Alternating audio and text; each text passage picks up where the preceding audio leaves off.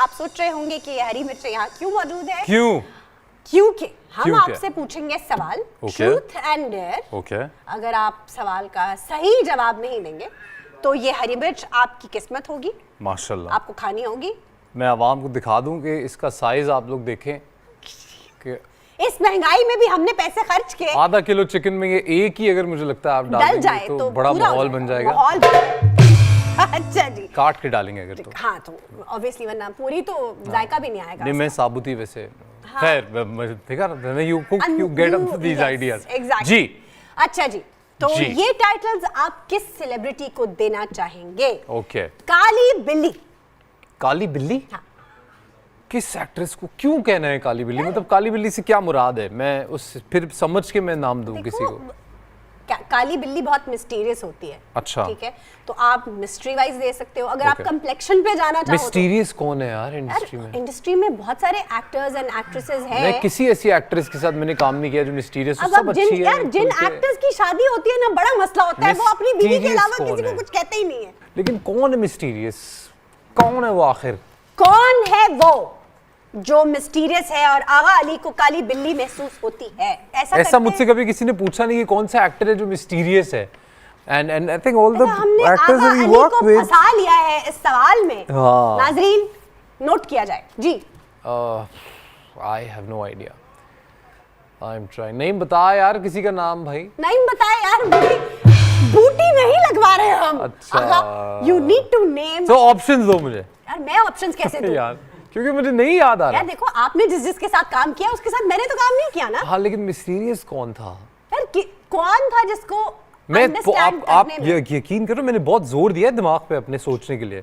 ऐसा नहीं कि मैं सोच नहीं रहा, I have given it a lot of energy कि कौन है मिस्टीरियस, लेकिन कसम अल्लाह की कोई मुझे नहीं लग रहा। अच्छा, मैं क्या जी, उन्होंने कसम ही खा ली तो छोड़ दो। अब अगली दफा मैं कसम के ऊपर। लेकिन देखो, मैंने उसके रिप्लेसमेंट में मैंने कहा कि मैं काला बिल्ला जरूर हूं। ये तो बहुत आसान है कि जी मैं काला बिल्ला हूं, क्योंकि मेरा 80-90% ऑफ वार्डरोब इज ब्लैक। अच्छा, so there is a reason. Okay fine. Who do you think is overrated in the industry? आप प्लीज ये मत कहना कि जूस आ गया भाई, जूस आ गया। ओवररेटेड नहीं है। ओवररेटेड देखो बहुत सारे लोग हैं। हाँ, तो जो एक का नाम ले लो। मैं लाओ मिर्ची खा लेता हूँ मैं। हाँ, खा लो। मेरा जूस दो पहले, मेरा जूस दो। जूस भी आ जाएगा तो मिर्ची खा। आगा अली ने मिर्ची खाना पसंद किया है, सच बोलना नहीं। ये है हमारी अच्छा चले, अब ये बताएं कि हमारी इंडस्ट्री में एज एन एक्टर बहुत सारे लोग हैं। इस सेगमेंट का नाम क्या है? इस सेगमेंट का क्या नाम है? इस सेगमेंट का नाम अभी हमने सोचा नहीं है। इसका नाम रखो भाई बदखोई स्पेशल।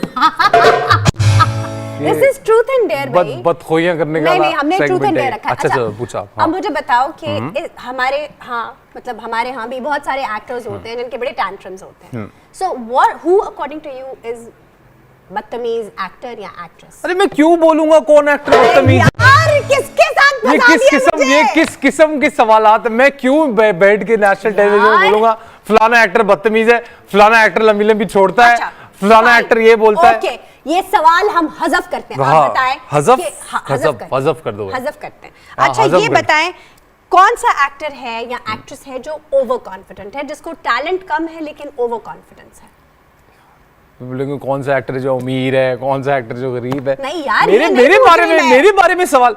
आप मेरे बारे में मुझसे कुछ भी पूछो, जो दिल करे पूछो, मुझसे रिलेटेड पूछो। ओके, आप एज अ होस्ट या किस सेलिब्रिटी को दोबारा अपने शो में नहीं बुलाएंगे?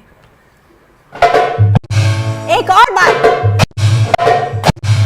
हाँ जी, मैं एज अ होस्ट किस सेलिब्रिटी को अपने शो में नहीं बुलाऊंगा?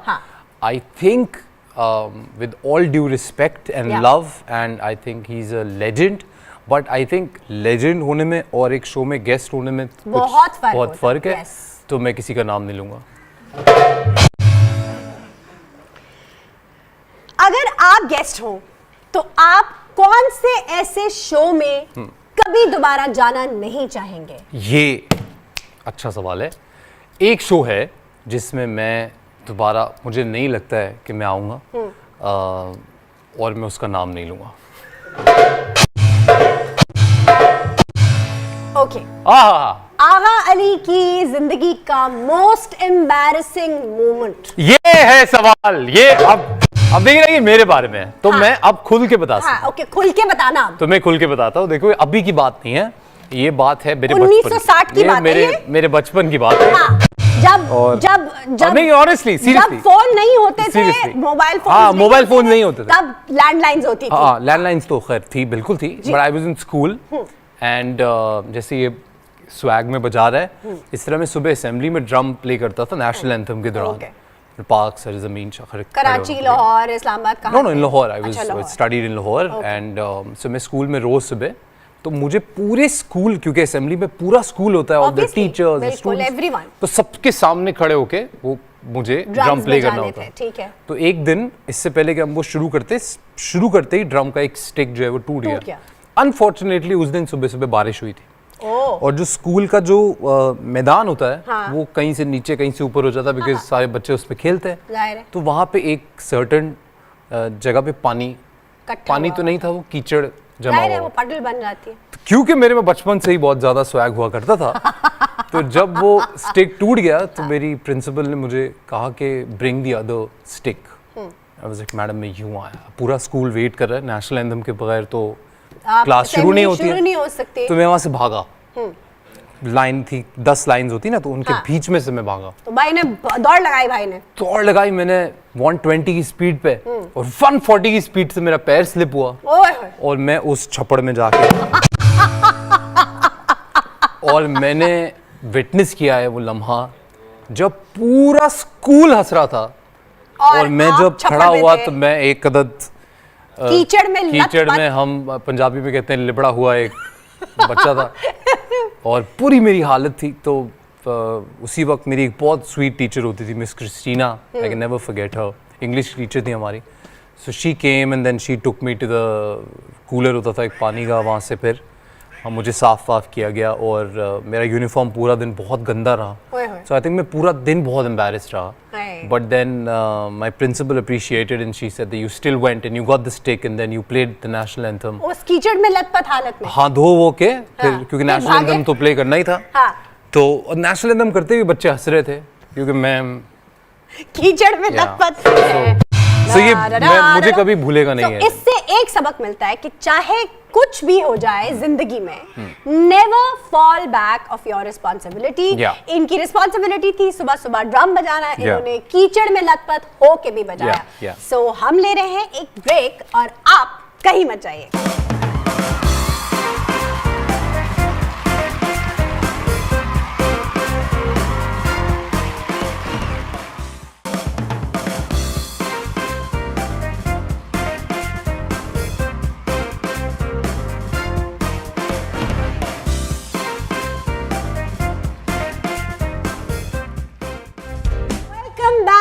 चॉकलेट टाइम्स और हमारे साथ द ग्रेट आगा अली मौजूद है जो किसी का नाम नहीं ले रहे।